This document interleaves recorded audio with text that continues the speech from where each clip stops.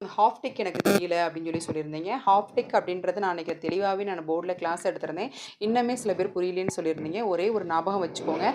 Title அப்படின்றத already நீங்கள் வச்சு பாருங்கள். ஃபஸ்ட்டு காலம் அப்படின்றது ஒரு பார்ட்டாகவும், அதுக்கு அடுத்து இருக்க 4 காலம் அப்படிங்கிறது ஒரு பார்ட்டாகவும் வச்சுக்கோங்க. அதுக்கடுத்து ஒரு 4 காலம் இருக்குது அப்படின்னா, அந்த 4 காலம் ஒரு பார்ட்டுன்னு சொல்லியிருக்கேன். ஃபஸ்ட்டு காலத்தை மட்டும் ஒரு பார்ட்டுன்னு சொல்லியிருக்கேன். ஃபஸ்ட்டு காலம்னா எது? நம்ம லெஃப்ட் சைடில் 10லேயே அடிப்போம் இல்லையா விஷயத்தை எல்லாத்தையுமே, அதுதான் ஃபஸ்ட்டு காலம்.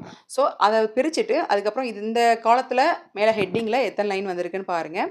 ரைட் சைடில் பார்த்தீங்கன்னா எத்தனை லைன் வந்திருக்கு அப்படின்றத பாருங்கள். அந்த லைன் வந்து இந்த பக்கம் ஒத்தப்படையாகவும் இந்த பக்கம் ரெட்டப்படையாகவும் கொடுத்துருக்காங்க. இந்த பக்கம் வந்து வெறும் 3 லைன் கொடுத்துருக்காங்க. ஃபஸ்ட்டு காலத்தில் 2 லைன் கொடுத்துருக்காங்க அப்படின்னா 3ன்றது ஒத்தப்படை, 2ங்கிறது ரெட்டப்படை. அந்த மாதிரி ஒத்தப்படையாகவும் ரெட்டப்படையாகவும் நமக்கு வந்துச்சுன்னா அதை வந்து நம்ம ஹாஃப் டிக்கில் அடிப்போம். அப்படியே ஜிக்ஸாக்காக வரும்.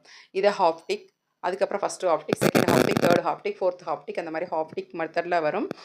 ஆனால் இந்த பக்கமும் 3 லைன் கொடுத்து இந்த பக்கமும் 3 லைன் கொடுத்துருந்தாங்க அப்படின்னா நீங்கள் வந்து அதை ஹாஃப் டிக்கில் அடிக்கக்கூடாது.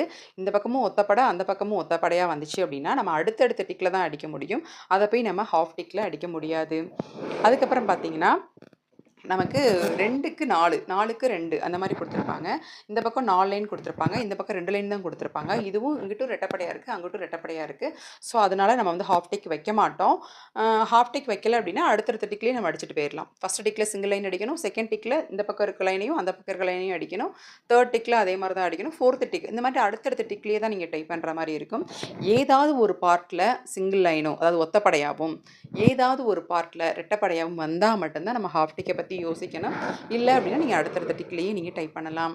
இப்போ வந்து ஹாஃப் டிக் எங்கே வரும், எதை அடுத்தடுத்த டிக்கில் டைப் பண்ணணும் அப்படின்றத ஆல்ரெடி நம்ம சொல்லியிருக்கோம். உங்களுக்கு புரியும்னு நினைக்கிறேன்.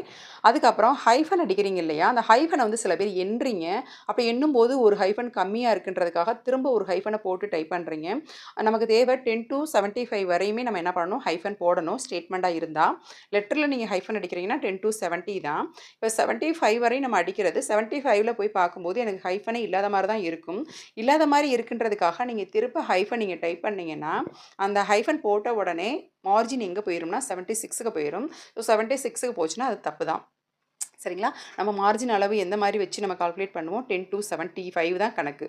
லெட்டர் அப்படின்னா 70 தான் கணக்கு. ஸோ நம்முடைய மார்ஜின் அளவு ரெகுலர் முள்ளு இருக்கு இல்லையா, ஸோ அந்த பாயிண்ட் வந்து கரெக்டாக 70 அல்லது 75ல் இருந்தால் போதும் அப்படின்ற மாதிரி தான் கொடுத்துருப்பாங்க. ஸோ அதை நீங்கள் ஃபாலோ பண்ணிக்கோங்க. எக்ஸாம் போகிறவங்க எல்லாருமே ரேப்பர் எப்படி ஃபில் பண்ணுறது, பேப்பர் எப்படி இன்சர்ட் பண்ணுறது இதெல்லாம் நீங்கள் தெரிஞ்சு வச்சுக்கோங்க.